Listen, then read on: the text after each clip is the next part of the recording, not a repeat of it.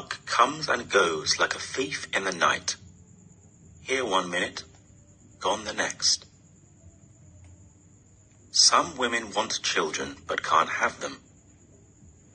Others have children but can't keep them. Some babies are born into loving families. Others never sleep in their own mother's arms and never know their father's name. And in the end, which of them is lucky and which unlucky? Who can say?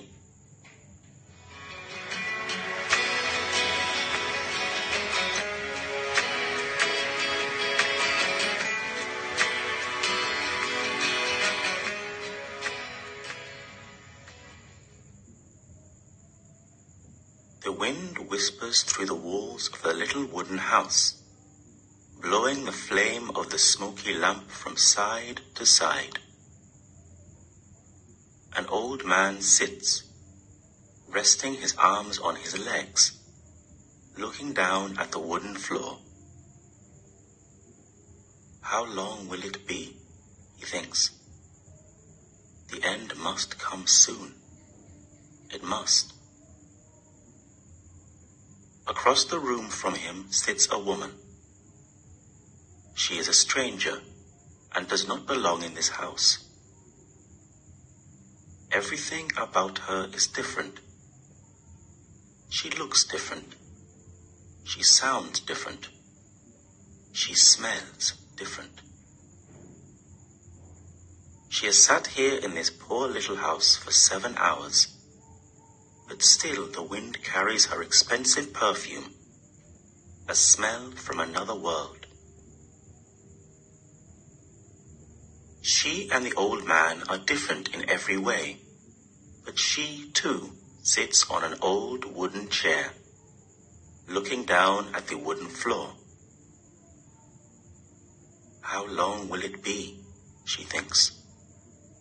The end must come soon. It must.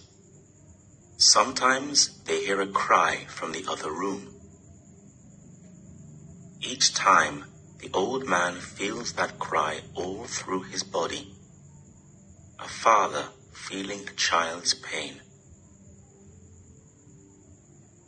A loud scream brings both the old man and woman stranger to their feet.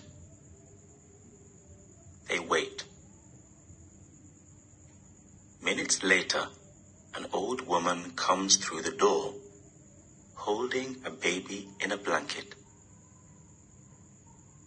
The blanket is new, brought by the woman stranger.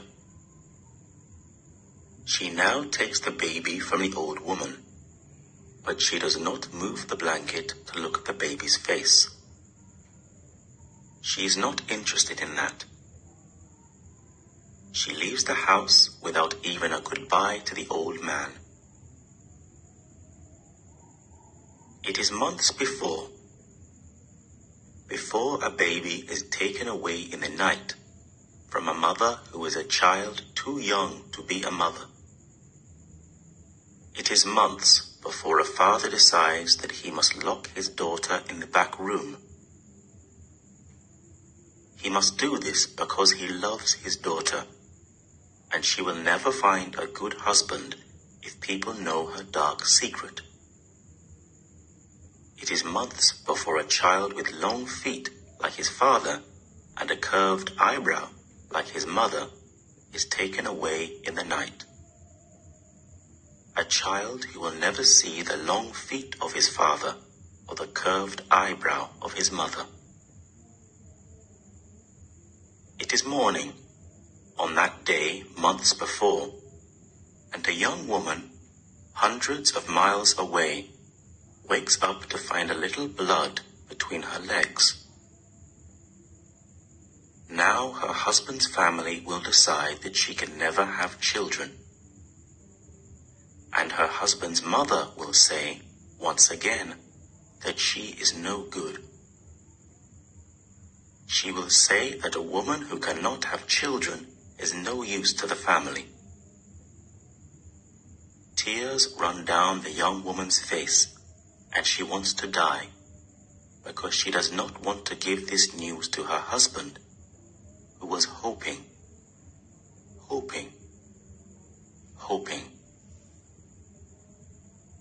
What can he do? He has fought with his mother again and again, but now he has to agree at last. He has to say, yes, he will take this barren woman back to her family. There is no use for her here. He is the only son of the house, and a wife who cannot have children is no use to him and his family. The trouble is that he has learned to like this woman who is his wife. Maybe he has even learned to love her. He talks to her softly while she cries in his arms. We will do something, he tells her. We will do something. They travel to a country which is at war, where the people live with death every day of their lives. And for these people, a baby who is taken away from them is a baby who has escaped from the house of death. This is what the woman tells them. The woman stranger who smells of expensive perfume. Now she is in the place where she belongs, in a cool, modern office, with carpets on the floor and soft, comfortable chairs. It will cost them money, the woman tells them. A small sum of money for this only son and his barren wife, but a very large sum of money for the old man in his wooden house. But he will not see that money. It is not for him. Months later, the only son and his barren wife have a small boy, a baby with long feet and a curved eyebrow. They are happy. There is a grandson in the house, and the family name will continue. The boy will eat well every day. He will have the love of a family around him. He will never be hungry. He will never know war.